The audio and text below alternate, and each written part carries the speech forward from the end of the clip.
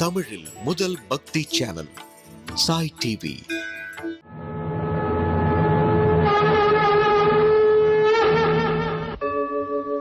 यदा यदा हि धर्मस्य ग्लानिर्भवति भारत अभ्युत्थानम् अधर्मस्य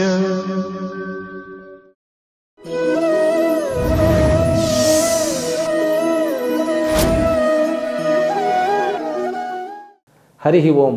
அனைத்து சாய் டிவி நேயர்களாகிய அன்புள்ளங்களுக்கும் என்னுடைய வாழ்த்துக்களையும் வணக்கங்களையும் தெரிவித்துக் கொள்கின்றேன். எல்லாம் வல்ல அம்பிகையினுடைய பேரருளாலும் சுவாமி யோகஸ்ரீ அமிர்த மிருத்யுஞ்சயேஸ்வரருடைய திருவருளாலும் நம் அனைவருக்கும் அனைத்து விதமான சௌபாகியங்களும் கிட்ட வேண்டும் என்கின்ற பிரார்த்தனையுடன் இன்றைய உரையை துவங்குகின்றேன். ஸ்ரீமத் பகவத்கீதா 4வது அத்தியாயம் 29வது ஸ்லோகம். ஸ்ரீ பகவானுவாச்ச அபானே ஜுஹ்வதி பிராணம் பிராணே பானம் ததா பரே பிராணாபானகதிருத்வா பிராணாயாம பராயணாஹ. கடந்த ஸ்லோகத்தில் பகவான் கிருஷ்ணர் 5 விதமான யஜ்ஞங்களை பற்றி நமக்கு விளக்கி கூறினார். அதில் கடைசி யஜ்ஞமாக ஞான யஜ்ஞம் என்பதை பற்றி நாம் பார்த்து கொண்டிருந்தோம்.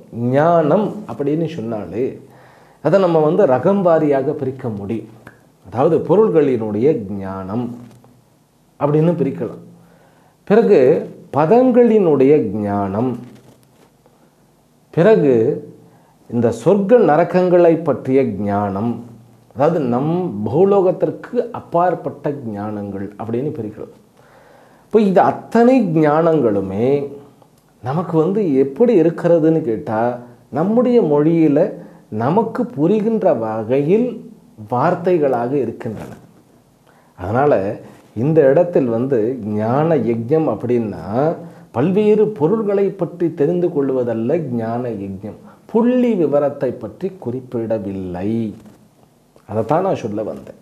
அதாவது இந்த காலத்தில் யார் அதிபுத்திசாலி என்று கூறப்படுகிறார் அப்படின்னா, யாருக்கு நிறைய விஷயங்கள் தெரிகிறதோ அவர்தான் அதிபுத்திசாலி என்று அழைக்கப்படுகிறார். ஆனால் அவரையும் பயன்படுத்துகின்ற இன்னொருவர் அதிமேதாவி அதிபுத்திசாலின்னு சொல்லி இன்னும் அவரை அதி புத்திசாலின்னு வேணும் சொல்லிக்கிடலாம். அப்படி தான் நம்முடைய உலக வாழ்க்கையில் வழக்கமாக இருக்கிறது.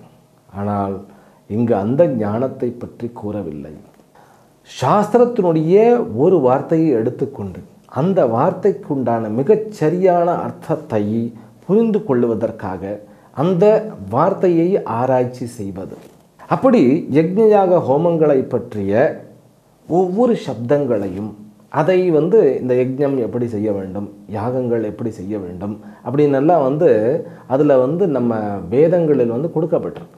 அதுக்கு நமக்கு கல்பம் அப்படின்னு ஒரு பேர் உண்டு. இப்போ ஸ்ரீவித்யா உபாசகருக்கு 2-3 கல்பங்கள் இருக்கின்றன. அதில் பரசுராம கல்பம் அப்படிங்கிற அந்த கல்பத்தில் லலிதாம்பிகையினுடைய பூஜைகள் எப்படி செய்ய வேண்டும் அப்படிங்கிறதுலாம் இருக்குது. அது நோ ஹவ், எப்படி எதை என்ன எப்படி செய்வது அப்படி. அப்போது இந்த சாஸ்திரங்களினுடைய வார்த்தைகளை மிகவும் அலசி ஆராய்ந்து அதனுடைய நுண்ணிய அர்த்தங்களை புரிந்து கொள்வதும் ஞானம், ஞான யஜ்ஞம் என்று கூறப்படுகிறது. அதனால தான் பாஷ்யம் எழுதிய ஆதிசங்கரரை இறைவனாகவே நம்ம பார்க்கிறோம், சர்வேஸ்வரனாகவே பார்க்கிறோம். இவன் ராமானுஜன் எழுதின பாஷ்யம் ஸ்ரீ பாஷ்யம் என்று சொல்லப்படுகிறது. அலங்காரமாக இருக்குமா, அதனால் ஸ்ரீ பாஷ்யம் என்று அது சொல்லப்படுகிறது. பிறகு பதஞ்சலி முனிவரை மகாபாஷ்யக்காரர் அப்படின்னு நம்ம சொல்கிறோம். ஏன்னா பாணினியினுடைய 4000 சூத்திரங்களுக்கு இவர் பாஷ்யம் பண்ணியிருக்கார்.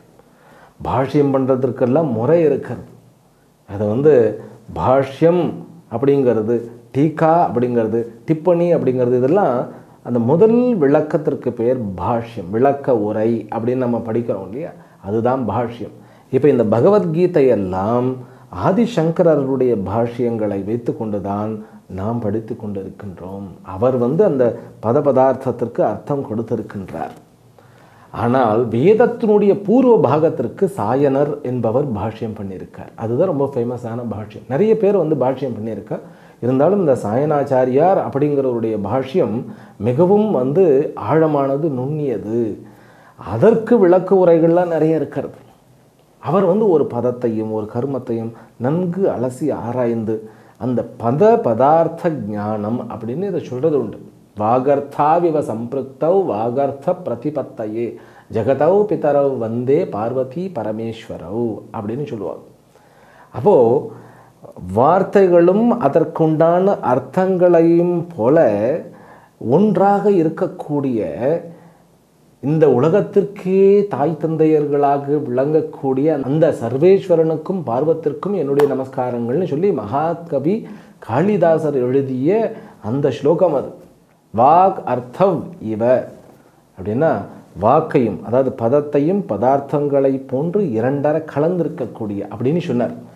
அப்போ அந்த பதத்திற்குண்டான சரியான அர்த்தம் பிடிக்கிறதுங்கிறது பெரிய சமாச்சாரம். கொஞ்சம் லெவல் லேசமாக மாறிச்சுன்னா போயிடும். அதனுடைய அர்த்தம் எங்கேயோ அடி ஆழத்துக்கு போயிடும். அப்புறம் எல்லாமே அனர்த்தங்களாக போய்விடும். எனக்கு வந்து நான் கேள்விப்பட்டபடி இரண்டாம் உலக போருக்கு வந்து முக்கியமான காரணமாக அமைந்தது ஒரு பதத்தினுடைய அர்த்தமானது தவறாக புரிந்து கொள்ளப்பட்டது தான் அப்படின்னு சொல்லி நான் எங்கேயோ படித்த ஞாபகம் இருக்கிறது. அப்போது ஒரு பதத்திற்கு அதனுடைய ஞானத்தை வந்து சம்பாதிக்கிறதுங்கிறது ஒரு பெரிய சமாச்சாரம். அதுவும் சாஸ்திரங்களினுடைய பதத்திற்கு சரியான ஞானங்களை தான் உணர்ந்து மற்றவர்களுக்கும் உணர்த்தக்கூடிய அந்த ஒரு சமாச்சாரத்தை யார் செய்து கொண்டிருக்கிறார்களோ அவர் ஞான யஜ்ஞங்கள் அதாவது சாஸ்திர ஞான யஜ்ஞங்களை அவர் புரிந்து கொண்டிருக்கின்றார் என்பதுதான் பொருள். இன்னும் கூட வந்து இந்த இயற்கையை வந்து தீர அடி ஆழமாக விசாரிக்கக்கூடிய அந்த மனிதர்களுக்கு முனின்னு சொல்கிறோம். நம்ம மனநாத் முனிகி. முனி அப்படின்னா இப்போல்லாம் பேயின்னு அர்த்தம் வந்துடுச்சு. அதெல்லாம் வந்து காலத்தினுடைய கோலம்தான். முனிகி அப்படின்னாக்கா வந்து எந்த ஒரு விஷயத்தையும் அதாவது ஆன்மீக விஷயங்களை நான் சொல்கிறது அதாவது வந்து உலகத்தை ஆராய்ச்சி பண்ணுவதும் கூட இறைவனை தேடுவதற்காக அந்த விஷயத்தில் அடி ஆழம் வரைக்கும் தீர ஆராய்ச்சி செய்து அதற்கு மேல் அங்கு ஆராய்வதற்கு ஒன்றும் இல்லை என்கின்ற அளவுக்கு ஆராய்ந்து மக்களுக்கு அதை உணர்த்துபவன் முனிகி என்று கூறப்படுகின்றான். ரிஷிகி என்றால் தன்னுடைய சொல், செயல், சிந்தை இவைகள் மூன்றையும் நேர்கோட்டில் இறைவனோடு இணைத்தவன் என்பது பொருள். இந்த ரிஷிகிங்கிறதுல இன்னொரு அர்த்தமும் சொல்லப்படுகிறது. அதாவது உண்மையை ஒழுவதின் மூலமாக அதாவது தபசின் மூலமாக கண்டு உணர்பவர் என்பது பொருள். இது வந்து அந்த மருவி அந்த கலோக்கியலாக வந்தது. அதை வந்து என்ன சொல்லுவோம்னு கேட்டால் காலப்போக்கில் வந்து கொடுக்கப்பட்டுள்ள அர்த்தம். ஆனால் ரிஷி என்றால் சொல், செயல், சிந்தை இந்த மூன்றையும் நேராக நிலை நிறுத்தியவன், இறைவனுடைய பாதையில் நிலை நிறுத்தியவர் என்பது பொருள். அதனால் அப்படிப்பட்ட ஆராய்ச்சி செய்யக்கூடியவர்கள், இன்னும் சொல்லப்போனால் இந்த விஞ்ஞானிகள் எல்லாமே வந்து இப்போ ஐன்ஸ்டீன் இருக்கார், எடிசன் இருக்கார், அப்புறம் சர் ஐசக் நியூட்டன் இருக்கார், ஆரியபட்டா, சுஷ்ருதா, சரகா இவர்கள்லாம் வந்து நம்ம நாட்டில் வந்து பெரிய பெரிய சாதனைகளை நிகழ்த்தியவர்கள். போஜராஜன் ஒரு மன்னன் இருந்தார். அவரும் ஒரு ரிஷி தான்.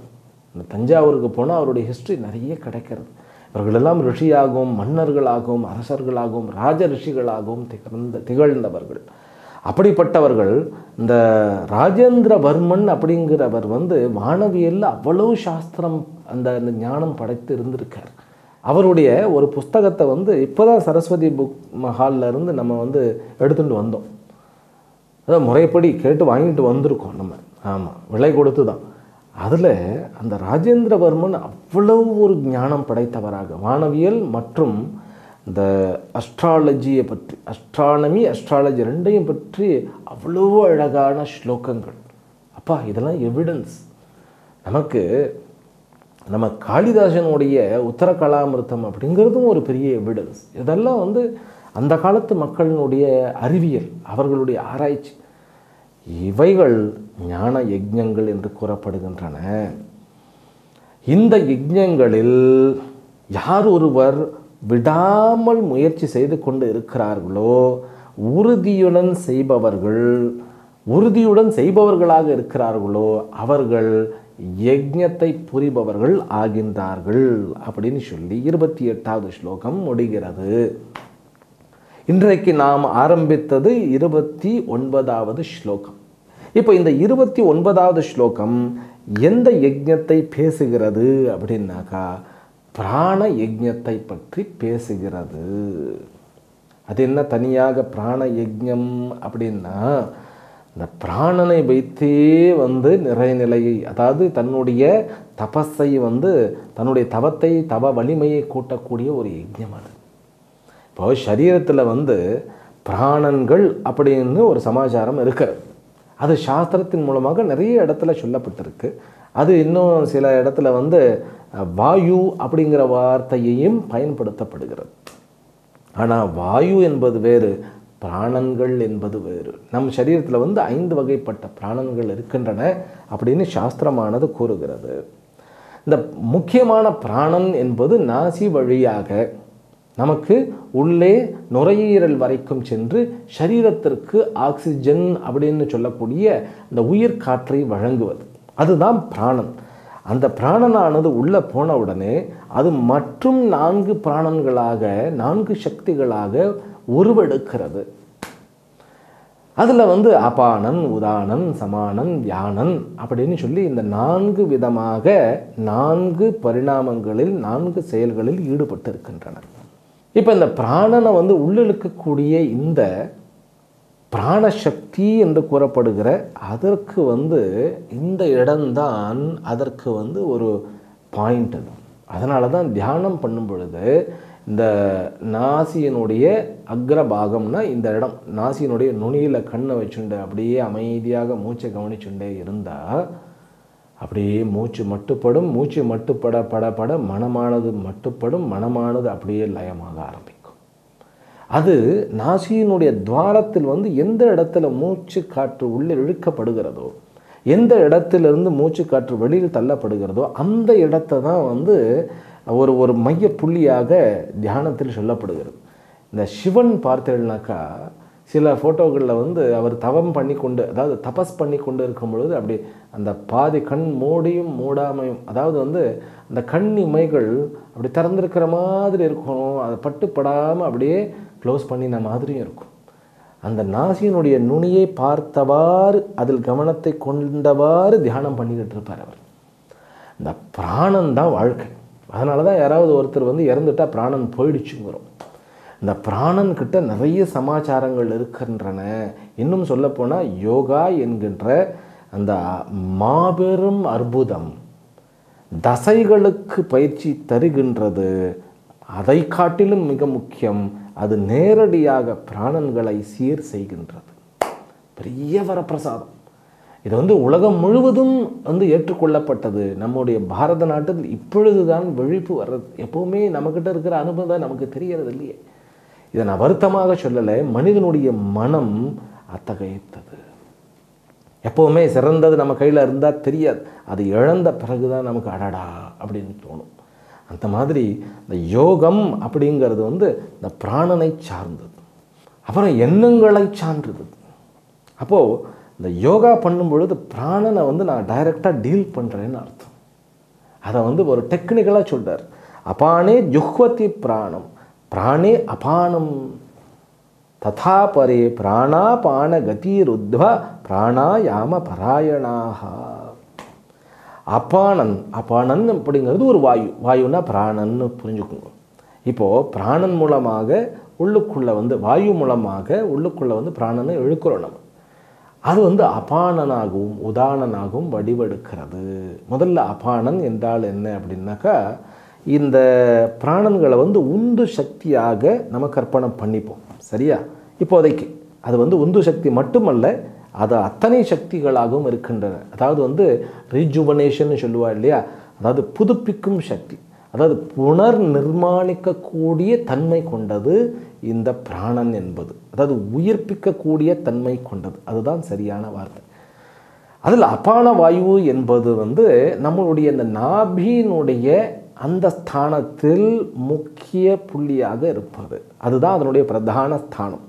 ஆனால் அபான வாயு என்றால் கீழ் நோக்கி உந்தக்கூடிய சக்தி அப்படின்னு புரிஞ்சுப்போம். அபானன் என்றால் என்ன? நம்முடைய சரீரத்தில் இருக்கக்கூடிய பல்வேறு சக்தியில் கீழ் நோக்கி உந்தக்கூடிய தன்மை வாய்ந்த சக்திக்கு பெயர் அபானன். அதனுடைய முக்கிய பாயிண்ட்னு சொல்லக்கூடிய இருப்பிடம் வந்து நாபி பகுதி. பிறகு உதானன் என்பது மேல் நோக்கி உந்துகின்ற சக்தி. அந்த சக்தி, அந்த பிராணனுக்கு வந்து முக்கியமான இடம் வந்து த்ரோட். அந்த நம்முடைய வாய்ப்பகுதிக்கும் கீழே இந்த அந்த அந்த இந்த சங்குன்னு சொல்லுவா இல்லையா, அந்த இடம் அது. அதுக்கு கொஞ்சம் கீழே, அதாவது அது வந்து இந்த இடத்துலன்னு சொல்லுவாங்க, விசுத்தி அப்படின்னு சொல்லுவாங்க. இந்த இடம் தான் அது. சரி, உதானன் என்பது மேல் நோக்கி உந்தும் சக்தின்னு சொன்னேன் இல்லையா. இந்த உதானன் வந்து இந்த ஏப்பம், கொட்டாவி, வாந்தி இவைகளுக்கெல்லாம் காரணமானது இந்த உதானம் தான். நம்ம வாந்தி எடுக்கும் பொழுது முதல்ல அப்படியே இந்த கழுத்தையெல்லாம் இறுக்கி பிடிச்சி, அப்படியே தலையெல்லாம் இறுக்கி பிடிச்சி இந்த இடத்துல அப்படியே ஒரு மாதிரி இருக்கும் இல்லையா, உதான வாயு வேலை செய்கிறதுன்னு அர்த்தம். கொட்டாவியும் அதுதான், ஏப்பமும் அதனால் வருவது தான். இந்த அபான வாயு என்ன பண்ணும்னு கேட்டால், நம்முடைய உடல் கழிவுகளை முக்கியமாக வெளியேற்றுவதில் அது முக்கிய பங்கு வகிக்கிறது. இந்த அபான வாயு மட்டும் நமக்கு சீராக இருந்துடுத்துன்னா நோ கான்ஸ்டிபேஷன், உடலில் கழிவு தங்குவதில்லை. அதாவது கழிவுக்குண்டான உறுப்புகளை இயக்குவது அபான வாயு. அதே மாதிரி கீழ்நோக்கி உந்தும் சக்தி அபான வாயு எங்கே இருக்கிறதுன்னு கேட்டால், அதனுடைய முக்கியமான இடம் நாபி கமலமாக இருந்தாலும் அது உடல் முழுவதும் வியாபித்திருக்கிறது. நம்மால் நன்றாக புரிந்து கொள்ள வேண்டிய ஒரு விஷயம். அப்போது இந்த அபான வாயு என்பது சரீரம் முழுவதும் வியாபித்திருந்தாலும் அதனுடைய முக்கியமான பங்கு வந்து இந்த இடத்துல செயலாற்றுகிறது. உதானன் என்பதும் உடல் முழுவதும் வியாபித்திருந்தாலும் அது இந்த இடத்தில் வந்து முக்கிய பங்கு வகிக்கிறது. இதுதான் அதனுடைய இருப்பிடம். அதுதான் உயிர் பிரியும் பொழுது உயிரை கிளப்பி கொண்டு வெளியில் செல்லக்கூடியது. அதில் இந்த உதான வாயு என்பது 5 வகைப்படும். அந்த 5 வகைகளுக்குள் ஒரு வாயுவுக்கு பெயர் தனஞ்சயன் என்பது. இந்த தனஞ்சயன் என்கின்ற வாயு உயிரை பிரித்து எடுப்பதற்கு முன்பு ஒரு கிட்டத்தட்ட ஒரு 3/4 மணி நேரத்திற்கு முன்பு தான் அது தன்னுடைய அந்த ஆக்டிவேஷன் சொல்லுவா இல்லையா, தன்னை அது வெளியில் கொண்டு வருகிறது. அது வந்து செயல்படுகிறதுன்னு சொல்லலாம், செயலை துவக்குகிறதுன்னு சொல்லலாம். அந்த காலத்தில் ஏரோப்ளேன் வந்து, அதாவது விமானமானது இங்கிருந்து தரையிலிருந்து மேலே எழும்புவதற்குன்னு ஒரு இன்ஜின் உண்டு, டேக் ஆஃப்னு சொல்கிறோம் இல்லையா. அந்த டேக் ஆஃபுக்குன்னு ஒரு இன்ஜின் உண்டு. அதற்கு பிறகு அங்கே மேலே வந்து ஓட்டக்கூடியதற்கு இன்னொரு இன்ஜின். இந்த டேக் ஆஃப் இன்ஜின் மாதிரி அது ஒரு 3/4 மணி நேரத்துக்கு முன்னாடியே ஸ்டார்ட் பண்ணிவிடுவா அந்த காலத்தில். இப்போல்லாம் அப்படி இல்லை, இப்போல்லாம் வந்து அட்வான்ஸ்டு டெக்னாலஜி வந்துடுது. அந்த டேக் ஆஃப் மாதிரி இது அந்த 3/4 மணி நேரத்துக்கு முன்னாடியே ஆரம்பிச்சிடும். அதனால தான் அந்த இறக்க போகிறவர் வந்து சில பேர் மயக்கம் அடைஞ்சிடுவா, சில பேர் வந்து ரொம்ப இந்துவாக மாறிடுவா. அவரால் உட்கார முடியாது, நிற்க முடியாது, நடக்க முடியாது, என்னை தூக்கிட்டு வெளியில் போங்கம்பார், உள்ளே கொண்டு வாங்கம்பார், உட்கார வைங்கம்பார், படுக்க வைங்கம்பார். அவருக்கும் புரியாது என்ன நடக்கிறது. அந்த உதான வாயுவினுடைய காரியம் அது. ஆனால் அது வந்து ஈஸ்வரன், சர்வேஸ்வரன் இயக்குறார். எப்போ வந்து உயிரை கிளப்பிக்கிட்டு போகணுங்கிறது அவருக்கு தான் தெரியும். அப்போ உதான வாயுவின் மூலமாக உயிரானது வெளியில் எடுத்து செல்லப்படுகிறது. அப்போ அபான வாயு, பிறகு உதான வாயு. இந்த அபான வாயுவில் உதான வாயுவை சொரிதல் அப்படின்னு சொல்லுகிறார் பகவான். இது எப்படியப்பா சாத்தியம்? அதாவது அக்னியில் எப்படி வந்து ஆஜ்யத்தை வந்து நம்ம வந்து சொரிந்து அதன் பிறகு அந்த நைவேத்தியங்களை எல்லாம் ஹவிசையெல்லாம் போட்டு ஸ்வாஹா அப்படி சொல்கிறோமோ அந்த மாதிரி அவர் சொல்கிறார். இது எப்படி சாத்தியமாகும் அப்படின்னா, வாசி யோகம் அப்படின்னு ஒரு யோகம் இருக்காது. அது வந்து இன்னும் கூட கேரளாவில் வந்து வடகரை அப்படிங்கிற இடத்துல அதனுடைய சித்த சமாஜம் அப்படின்னு நினைக்கிறேன். அதனுடைய அந்த ஆசிரமத்தில் நம்ம கொஞ்ச நாள் அங்கே வந்து ப்ராக்டிஸ் பண்ணினோம். அங்கே வந்து இந்த பிராணனை வெளியில் விடுறதே இல்லை, மூச்சை வெளியில் விடுறதே இல்லை. அதை வந்து அந்த மூச்சை உள்ளே இழுத்து வெளியில் வந்து விடுறது தானே நம்மளுடைய அந்த ஒரு பழக்கம். ஆனால் உள்ளுக்குள்ளேயே மூச்சை நிகழ்த்துவது அப்படி. அது வந்து இந்த நம்ம குற்றாலத்திலையும் கூட வாசி யோகம் அப்படின்னு வந்து சொல்லி கொடுக்கப்படுகிறது. முற்றிலும் இந்த அபான உதாரணம் சம்பந்தப்பட்ட யோகம் அது. அதை பண்ணிகிட்டே வந்தோம்னாக்கா உண்மையிலேயே அந்த அமிர்த தாரைன்னு எல்லாம் ஆரம்பிச்சுட்டோம் நமக்கு. அந்த யோகத்தில் இந்த ஹட்டயோக பிரதீபிகா அப்படின்னு ஒரு புஸ்தகம் இருக்கிறது. அந்த புஸ்தகத்துல எல்லாம் பார்த்தா அவ்வளவு தெளிவாக பிராணாயாமம் அப்படிங்கிறது மெகா சயின்ஸ். அந்த மாதிரி சயின்ஸ் இந்த உலகத்தில் இன்னும் பிறக்கவே இல்லை, தோன்றவே இல்லை, தோன்றவும் முடியாது. எப்படி யோகா வந்து நமக்கு சரீரத்தில் வந்து சதைகளையும் பிராணன்களையும் சீர் செய்கிறதோ, இந்த பிராணாயாமம் வந்து நேரடியாக பிராணனை கண்ட்ரோல் படுத்துறது. அதனால தான் பிராணாயாமம் கற்றுக்கொடும் பொழுது ரொம்ப ஜாக்கிரதையாக கற்றுக்கொடணும். கொஞ்சம் தவறாக போச்சுன்னா அதில் வில்லங்கம் வந்துடும். சில பேர்லாம் பிராணாயாமம் பண்ணி, என்னுடைய நண்பர் ஒருத்தர் வந்து பிராணாயாமம் பண்ணுறேன்னு சொல்லி அவரே ஆரம்பித்து பண்ணி கடைசியில் மூக்கில் வந்து அப்படியே தைலதாரம் மாதிரி அப்படியே நீர் ஒழுகின்றே இருக்கும். அது எந்த மெடிக்கல் செக்கப் பண்ணினாலும் அதில் என்ன விஷயம் இருக்கிறதுன்னு தெரிய மாட்டேங்குது. சிடி ஸ்கேன் பண்ணியாச்சு, எவ்ரிதிங் லுக்ஸ் நார்மல். ஆனால் விஷயம் மட்டும் என்னன்னு புரியவே இல்லை. அது கிட்டத்தட்ட 3 வருடங்கள் அவருக்கு அப்படியே இருந்தது. அப்புறம் வந்து ஒரு நல்ல ஆச்சாரியன்கிட்ட, நம்ம பிகேஎஸ் ஐயங்கார் அவர்கிட்ட, அவர் புனேயில் வந்து இருந்தார். அவர் அப்போ அவர் களமாயிட்டார். அவர்கிட்ட நம்ம கூட்டிகிட்டு போய் அவர் சரி பண்ண உடனே அது நின்றது. அது வந்து சரி ஆகிறதுக்கு 1 மாதம் பிடித்தது. 3 வருடங்கள் அவர் அவஸ்தைப்பட்டார். அதனால் பிராணாயாமம் அப்படிங்கிறது ஒரு பெரிய சயின்ஸ். அது வந்து ஒரு தகுந்த குருவோட வந்து நம்ம வந்து பழகி அந்த குருவுடன் கூடி பழகினோம்னா அது வந்து எந்த வியாதியையும் அண்ட விடாது. பிராணாயாமம் அப்படிங்கிறது ஒரு பெரிய ஒரு வரப்பிரசாதம். அப்படிப்பட்ட பிராணனை நாம் ஒழுங்குபடுத்தி, அதாவது அபானனில் உதானனையும் உதானனில் அபானனையும் யார் ஒருவன் நிகழ்த்துகிறானோ, இங்கே வந்து உதானன்னு நான் சொல்லியிருக்கேன், ஆனால் வந்து பகவான் வந்து பிராணன்னு சொல்லியிருக்கார். ஆக்சுவலி வந்து அது உதானன், அதுதான் ஜீவசக்தி. அது அந்த வாசி யோகம் தெரிஞ்சவர்களுக்கு மட்டும்தான் தெரியும். இந்த பிராணனிலும் பண்ணக்கூடியது இருக்கிறது. அது நார்மல் பிராணாயாமம், கும்பக பிராணாயாமம், மூலபந்தம்னு சொல்கிறது, இவைகள்லாம் நிறைய வெரைட்டி இருக்கிறது. அப்படி பிராணாயாமம் யார் செய்கிறார்களோ அவரால் அதிகமாக சாப்பிடவே முடியாது. ஒரு அளவுக்கு மேலே சாப்பிடவே முடியாது. அது வந்து அவர் தேவையில்லாத ஏதாவது சாப்பிட்டாருன்னா அங்கே வில்லங்கமும் வந்து ஆரோக்கியத்தை கெடுத்துடும். அப்படிப்பட்ட ஒரு மாபெரும் அற்புதம் பிராணாயாமம். அதில் வந்து நிறைய வெரைட்டி இருக்கிறது. பகவானே சொல்கிறார், அபானே ஜுஹ்வதி பிராணம் பிராணே அபானம் ததா அபரே பிராணாபான கதிருத்வா. பிராணனையே நிறுத்தது கும்பக பிராணாயாமம் அப்படின்னு சொல்கிறது. அதாவது மூச்சை வந்து உள்ளே இழுத்து வெளியே விடுறத வந்து நம்ம வந்து என்ன சொல்கிறோம், ரேச்சக பூரகம்னு சொல்கிறோம். அந்த ரேச்சக பூரத்தில் வந்து இழுத்த அந்த மூச்சை வந்து உள்ளுக்குள்ளேயே அப்படியே தங்க வைக்கிறதுக்கு பேர் கும்பகம். அது ஆந்தர கும்பகம்னா உள்ளேயே இருத்தி வைத்தல், பாஹ்ய கும்பகம்னாக்க வெளியில் எடுத்து வைத்தல். அப்படி மூச்சை இழுத்து உள்ளே அப்படியே நிறுத்துறது, அப்படியே தம் கட்டி நிறுத்துறது இல்லை, அப்படியே இயல்பாக உள்ளுக்குள்ளே அப்படியே தங்க வைக்கிறது. பிறகு அப்படியே வெளியில் வந்து விட்டு வெளியிலேயே பிராணனை தங்க வைக்கிறது. இதெல்லாம் வந்து ப்ராக்டிஸ். அப்புறம் இன்னொரு முக்கியமான விஷயம், இந்த நாடி சுத்தின்னு ஒன்று இருக்கிறது. அது அனைவரும் பண்ணலாம். அதாவது எவ்வளவு இழுக்க முடியுமோ இழுத்துட்டு அதனுடைய இரட்டிப்பு மடங்கு, அதாவது அந்த கால அளவு இரட்டிப்பு மடங்கு கால அளவுக்கு அப்படியே மெல்ல விடுறது, எந்த ஒரு சப்தமும் இல்லாமல். அதே மாதிரி இழுக்கும் போதும் அப்படியே மூணு எடுக்கிறது இல்லை, அப்படி மெல்ல அப்படியே ஜென்டிலாக இழுத்து அந்த நுரையீரல்களை நல்லா வந்து நம்ம நிரப்பி பிறகு விடுறது. இதுக்கு பேர் நாடி சுத்தின்னு பேர். உடலில் இருக்கக்கூடிய அத்தனை கழிவுகளும் உடனடியாக நீக்கப்படும். என்னுடைய ஆதி குருநாதர் அவர் வந்து பெங்களூர் சுந்தரம்னு சொல்லப்பட்டார். அவர் எனக்கு சிறு வயதிலேயே இந்த வயிற்றில் இருந்த பிரச்சனைக்காக அவரிடம் வந்து நமக்கு வந்து பாடம் கிடைத்தது. அவரிடம் நான் அனுப்பப்பட்டேன். அப்போது அந்த யோகா பலம் வந்து நாடி சுத்தி தான். அவர் சொல்லிக் கொடுத்தது நாடி சுத்தியை முழுமையாக பயிலு. சர்வாங்காசனத்தினுடைய மகிமையை வந்து உலகம் அறிய செய்தது யாருன்னு கேட்டால் சுந்தரம் மாஸ்டர் தான். அவர் அவ்வளோ ஒரு அதிமேதாவி. 95, 96 வயது வரைக்கும் வாழ்ந்தார்னு நினைக்கிறேன். அவர் ஒரு மகான். அவர் நிறைநிலை கண்டவர், பிராணாயாமத்தில் நிறைநிலை கண்டவர். இப்போ வந்து என்னுடைய இன்னொரு குருநாதர் பிகேஎஸ் ஐயங்கார், அவரும் வந்து ஹி இஸ் வெல் வெர்ஸ்ட். உலகம் முழுவதும் அவருக்கு இன்னும் மாணவர்கள் இருக்கிறார்கள். யோகான்னாக்கா அவ்வளோ பர்ஃபெக்ட்னா அவ்வளோ பர்ஃபெக்ட். ஒவ்வொரு ஆசனமும் அது எவ்வளவு இன்ச்சில் எத்தனை பாயிண்டில் எப்படியெல்லாம் இருக்கணும் அப்படின்னு சொல்லி அவ்வளோ சமாச்சாரங்கள் சொல்லி தருவார். பிராணாயாமத்திற்கு உட்காருவதற்காக உட்காரக்கூடிய அந்த ப்ராக்டிஸ் எனக்கு 15 நாட்கள் நடந்தது. எப்படி சீராக உட்காரணும், இப்படி கோணையாலாம் இப்படி திரும்பி உட்கார்ந்தோம்னாக்கா இந்த நுரையீரல்கள் பாதிக்கப்படும். எப்பொழுதுமே அந்த மார்பு பகுதியானது அந்த ஹிருதய பிளேடுன்னு சொல்லுவார் அவர். அதாவது வந்து அந்த செஸ்ட் பிளேடு அது இப்படி தான் இருக்கணும். இப்படி இருக்கணும்னாலும் அதை குறிக்கக்கூடாது. பின்னாடி போய் இப்படி முதுகு இப்படி பண்ணிடாமல் அப்படி அழகாக அப்படி எப்படி உட்காரணும் அப்படின்னு ரொம்ப அழகாக சொல்லி தந்தார்.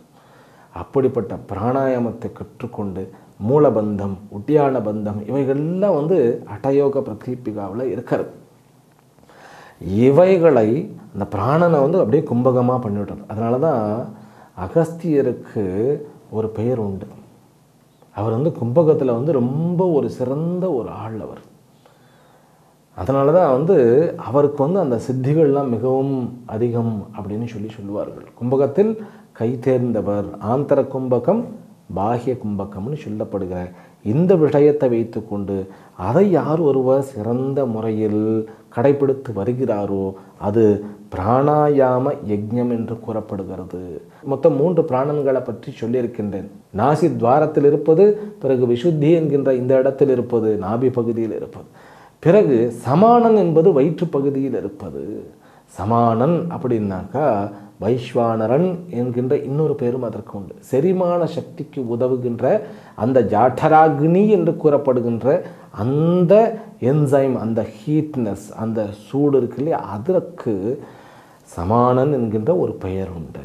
பிறகு வியானன், அது வந்து உணவை செரிக்கிறது. இந்த சமானன் அது வந்து இந்த இடத்துல ஏன் வயிற்று பகுதியில் சொல்லப்படுகிறதுன்னு கேட்டால், இந்த சரீரம் நிலை பெறுவதற்கு காரணம் அன்னத்தை செரிப்பது. அதனால் சமானன் வந்து ரொம்ப ஜாக்கிரதையாக பாதுகாக்கப்பட வேண்டும்.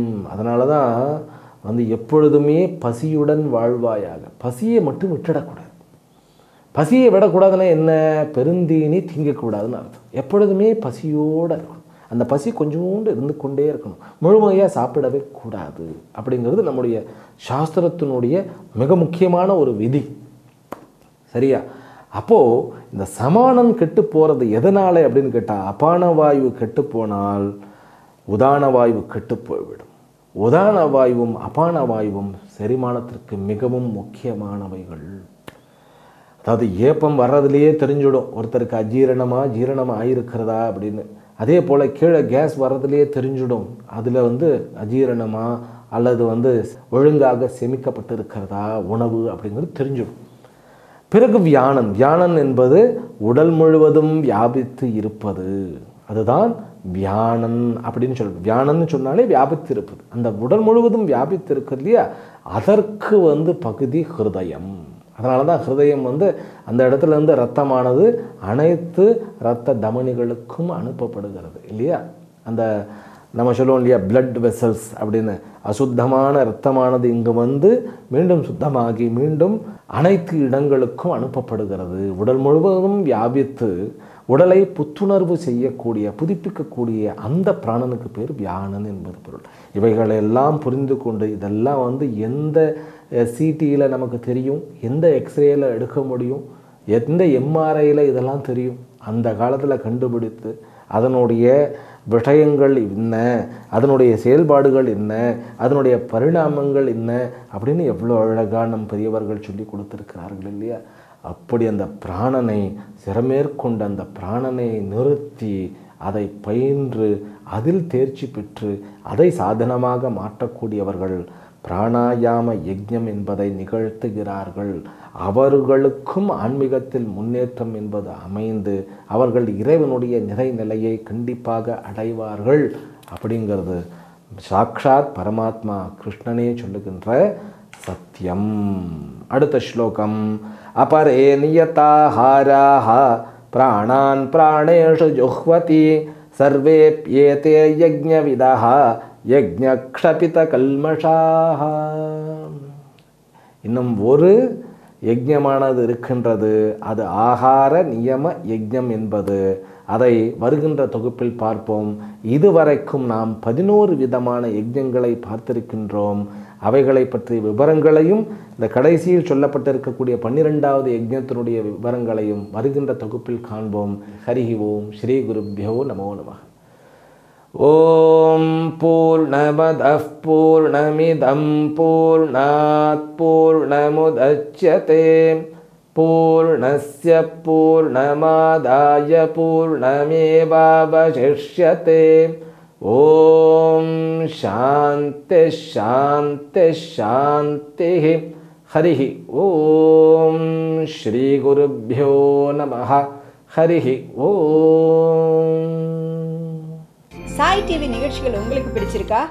லைக் பண்ணுங்க, ஷேர் பண்ணுங்க, கமெண்ட் பண்ணுங்க, சப்ஸ்கிரைப் பண்ணுங்க. பக்கத்துல இருக்கிற பெல் சிம்பலை பிரஸ் பண்ணுங்க.